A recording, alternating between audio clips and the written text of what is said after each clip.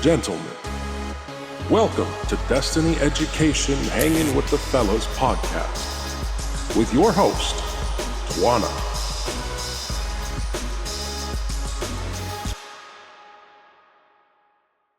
Happy Tuesday, everybody. It's Toina with Hangin with the Fellas podcast from Destiny Education. You know, I'm always happy to be here on Tuesday with you guys. There's no place I'd rather be.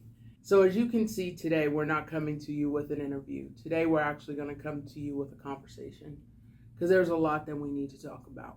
I'm amazed at how messy this world is becoming. And so I was working with one of my marketing coaches. Well, my marketing coach. I don't have one of many. She's the marketing coach that I work with.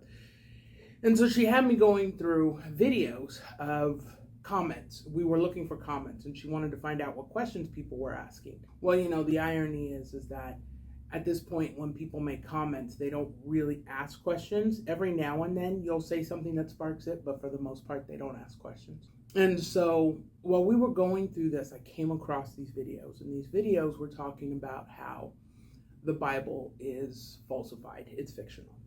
Okay. So now I get to see a better understanding of what you guys are going through. And so today, what we're going to talk about is we're going to talk about how to defend your faith. We're going to talk about understanding your level of creation so that while you're sitting here going through dealing with day-to-day life, you have a clear picture of exactly how it is you're supposed to stand up for yourself when it comes to dealing with biblical principles and dealing with the Bible itself. So let's start here. Number one, did God use imperfect man to create his book? Yes, he did. But imperfect man was not the first one to write the book. God actually wrote the first 5 chapters himself. Go back in Exodus and read it. He gave Moses the tablets with the writing already on them. Moses broke the tablets. The second time, he gave them to him again. Moses broke the tablets. The third time, God said, now you gonna write it. He did write the book. It started with him. Understand this. Just because you personally have not had the experience or an experience where you have walked in place and actually seen God communicate to you does not mean that he doesn't talk. Of course he speaks. He speaks to everyone, those who want to listen. So here's the thing I want you to understand. Because the first thing that people like to do when it comes to the Bible is they like to bring confusion, all right? So we have to learn how to separate fact from fiction. And when people say, well, don't stand on the Bible, let me tell you why they're saying that. Because the Bible brings accountability. If the Bible is true, then we have to deal with the fact that homosexuality is considered an abomination.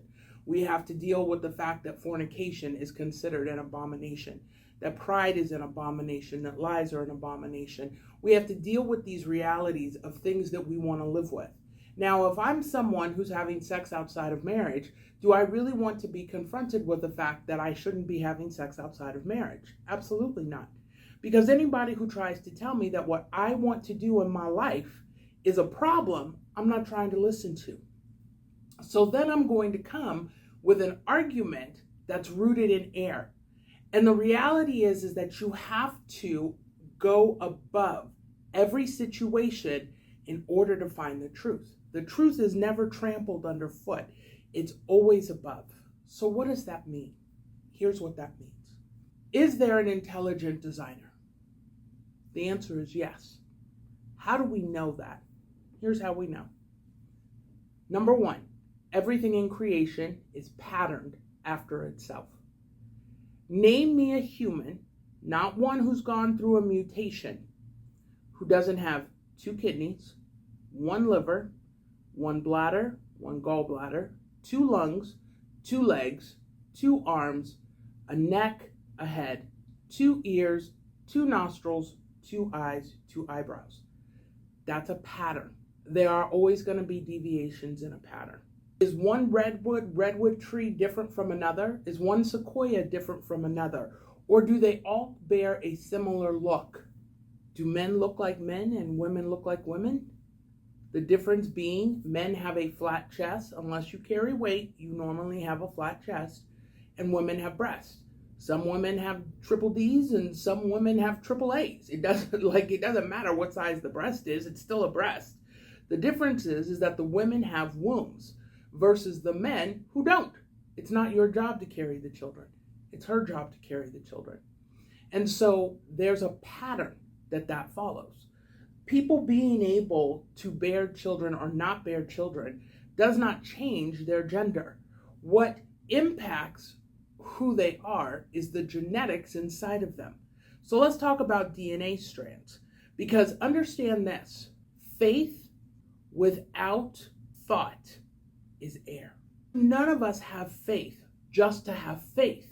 We have faith because we understand deeply what God has done. Your DNA strand is your coded genetics. Every now and then when you code something, you miss something. The DNA misses something, the programming misses something, and when that happens, that's when you see mutations. There are times when people are born without arms and legs. There are times when they're born with deformities. That's just a reality of the world that we live in. Now, let's talk about the tree of the knowledge of good and evil. Number one, that tree was in the middle of the garden. It wasn't 7,000 of these trees of good and evil. There was one tree, the tree of the knowledge of good and evil. And in this video I saw today, one of the comments said, hey, the devil did man a favor by opening him up to good and evil. Okay, well, that's definitely one opinion you can have. But here's why it was there. How many of you have wives who you think love you just because of the money that you make, or who you think stay with you just because of the money that you make? Who of you enjoy being married to someone who isn't your best friend, who isn't someone that you can go and talk to, who makes you feel as though the only thing you're good for is a paycheck? You don't like that, do you? So God gives you an option to choose to serve him. Here's the tree of life. Here's the tree of the knowledge of good and evil. Stay away from that tree. We're not talking about Adam and Eve have 5 trees in the garden. We are talking about hundreds of thousands of trees that surrounded them at all hours of the day and night. They had to walk past all of this abundance to focus on what? The one tree that they couldn't have. That's what the job of the demon is. And you now live in a world where the Bible has already foretold you the love of the greater number will cool off. You don't think they get to one world religion because they grow in their love for Christ, do you? Absolutely not. They get to one world religion because at the end of the day, that's the problem. They're following the demon teachings of religion. That's right. If it is a structured religious facility, you have a problem. Does that mean every single church is bad? No, I'm not saying that. But I am saying that when you know, for some of you, you don't. When a church preaches against what this book says, you got a problem. For example, there's a religion out there, and they say this: you have to go to confession. Here's the irony. The Bible doesn't say that. The Bible says, confess your sins one to another. You see, if I'm talking to another believer, I should be able to go to him and say, here is a problem that I'm having. Here's something that I struggle with, and I should be able to communicate with that. I want you to understand the poison that's in religion. Religion is about how can I use this book that I know works to set the foundation of truth to manipulate you. You see, we can't control how people have utilized this book, but what we can do is we can sit back and look at it and say, I'm not going to allow that to happen. I need you to understand this, because too many of you right now are sitting here looking at this and going, it's not working for me. I want you to take a look at a clip. I have my issues with Jesus. There's a lot of stuff I went through that I prayed and I didn't see Jesus show up. Did you notice how Kanye said that when he prayed, nothing happened between him and Kim? Let me explain why. Number one, Kanye had no concept of how women were made, so he didn't play to the way that God created women. Number two, he did not love her the way that the Bible told him to love her. Husbands, love your wives as Christ loved the church and lay down your life for her. Number three, he completely ignored the truth of who she is as a wife, a mother, and a person. So let's talk about this. Now, Kanye, if you get a moment to see this video, you need to pipe down, because I ain't talking bad about you. But take this and learn from this so that you don't make this mistake again. Number one, Kim Kardashian in her own right is a billionaire. She's a billionaire. She doesn't need anything from a man. She doesn't need a man to pay her bills. She doesn't need a man to take care of her. She needs a man who is going to see her for who she is. And you know, Kim Kardashian is a mess. She's like each and every one of us in this world. That girl is a mess from here to high water. But here are the things that I like about Kim. Number one, Kim is a beast. Like when she wants to do something, she does it. She decided that somebody being on death row was a problem for her. And so she went through one of the most grueling methods to acquire a law degree so she could fight for this person to have freedom. She went all the way up to the president to get his sentence commuted. She didn't have to do that. Remember, Kim's a billionaire. She could have paid somebody to do it, but she didn't. She wanted to take on that battle herself.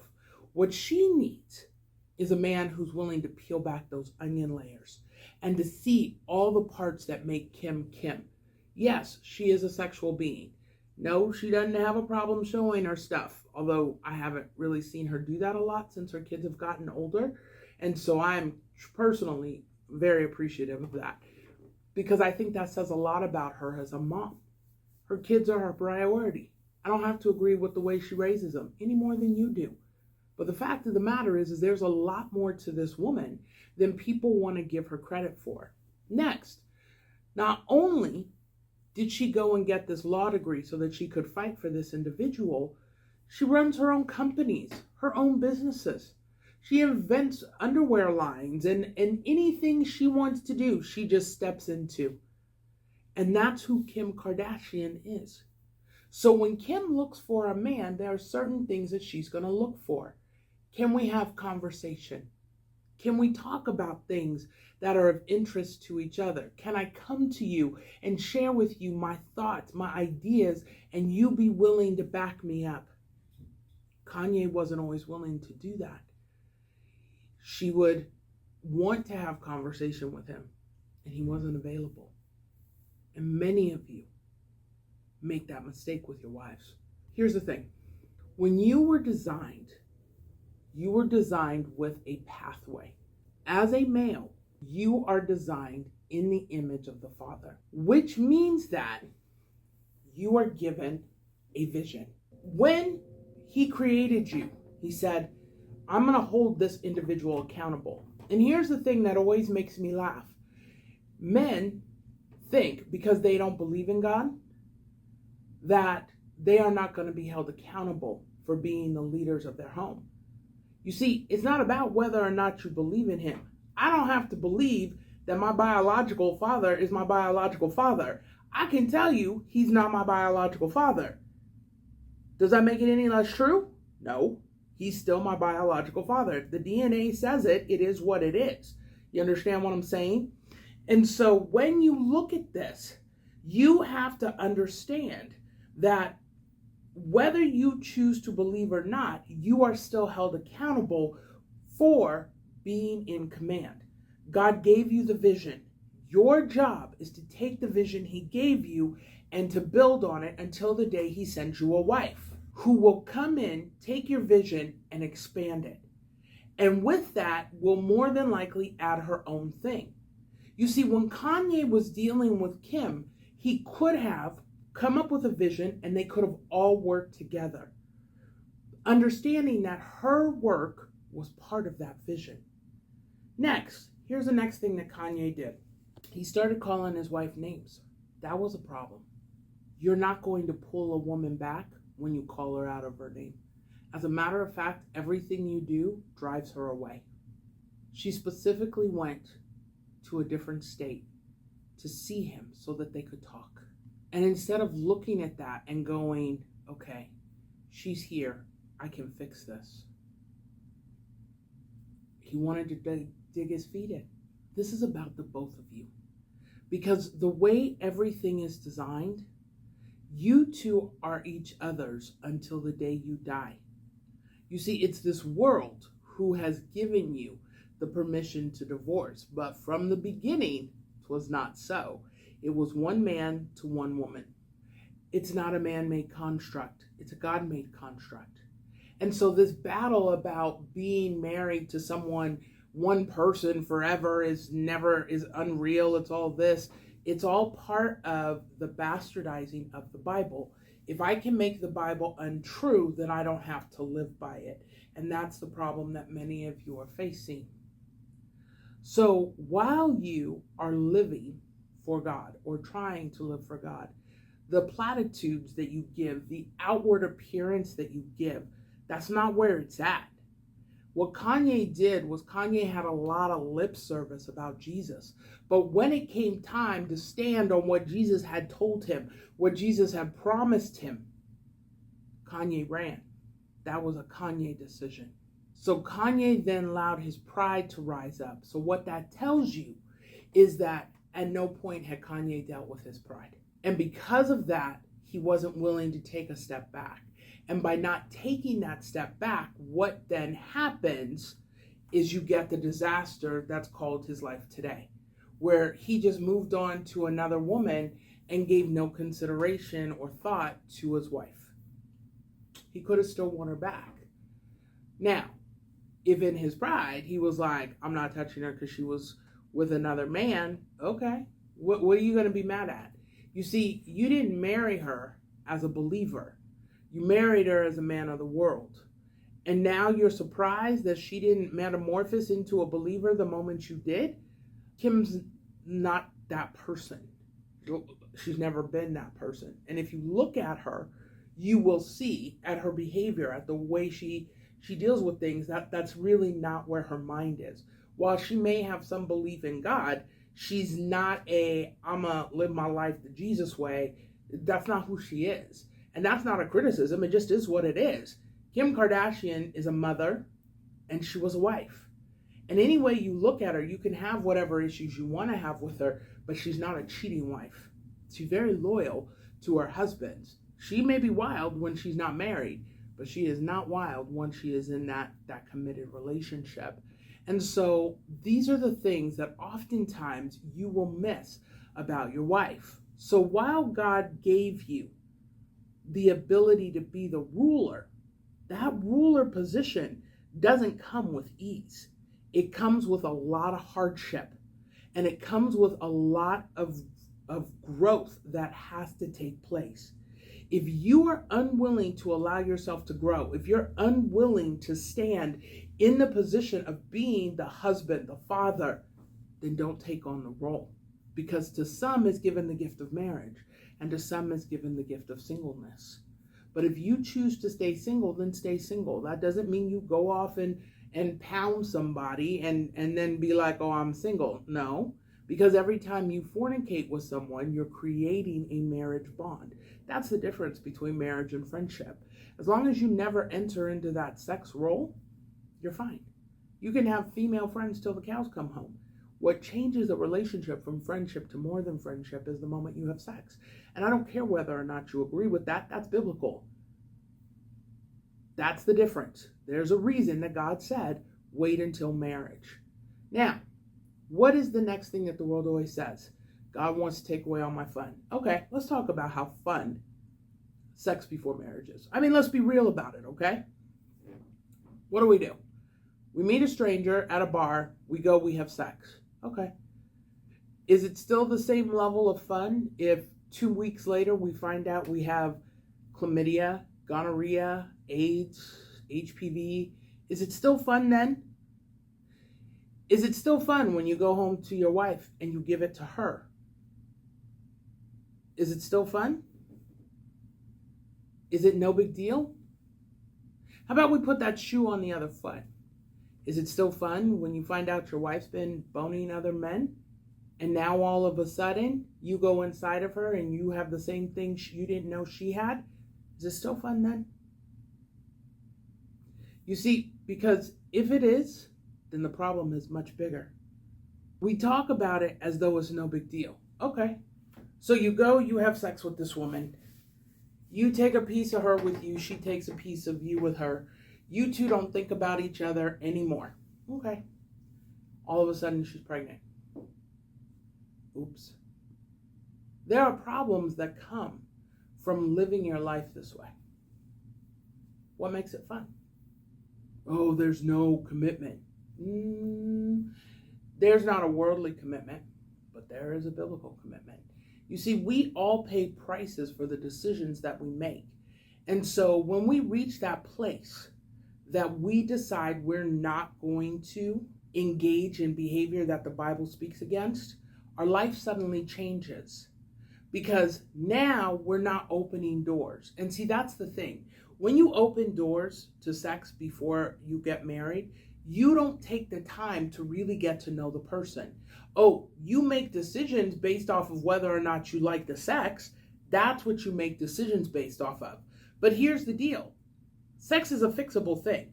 So let's say you end up with a woman who doesn't shave or doesn't wax or what have you, okay? And you want her to be bald. Okay, that's not complicated. Take her to go get a wax. Problem solved.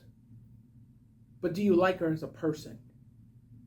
Can you spend the next 50, 60, 70 years of your life having conversation with this person? Or do you look at her and think she's as dumb as a box of rocks? Because if you sit back and think she's dumb, then why are you worried about how you're going to handle her crotch? Like, it's not even up for discussion. I don't like you as a person. Okay, what's there to talk about? Let her go. You move on. Go find the person that you do like. Like, this isn't complicated. But we make it complicated when we slide up into something that we didn't belong in the first place. So then what happens? Oh, what this girl does to my body. Oh, I just love her. I'm going to marry her. And before you know it, she's doing that to every other guy she meets. How'd that work out for you? All of a sudden, she can't have sex. Or she stops having sex. How's that working out for you? Now you got to deal with her. But really, outside of sleeping with her, you didn't really like her as a person. So now what? Now you're stuck in a situation you didn't want to be in. And the reason you're stuck is because now it's going to cost you 50%. Now you got to give her half your retirement, baby. That was brilliant. How'd that work out for you? You see, when we step outside of what the Bible is telling us, we end up in these situations where now we have to make decisions that we shouldn't have had to make. If I don't like you, I don't like you. What's there to talk about? Why do I want to sleep with you if I don't like you? Unless it's a sickness, unless it's an addiction, unless there's something bigger, then why are we here? So, when you look at people who say Jesus didn't show up, the first thing you have to look at is how did they handle the situation? Jesus always shows. He just doesn't always show the way you want him to. Did Jesus put his hands on Kanye and Kim's situation? Probably not. Why? Because pride goes what? Before a fall. And haughtiness before destruction. So here was Kanye out here preaching to all these people Jesus. And then he flipped. And now all those people who were walking with him and have flipped, their blood is on his hands. And it doesn't matter whether he believes it. It doesn't matter any of it. It doesn't make it any less factual. So why do people struggle with the Bible? Because it brings accountability. Why do they want to fight against it? Because they don't want to be accountable. They don't want to. They want to do what they want to do. And they don't want to be told not to do it. And that's exactly what we're looking at. So, We'll talk again next Tuesday. I'll look forward to it. We will probably have an interview for you next Tuesday. I'll see you the following week. Have a great day.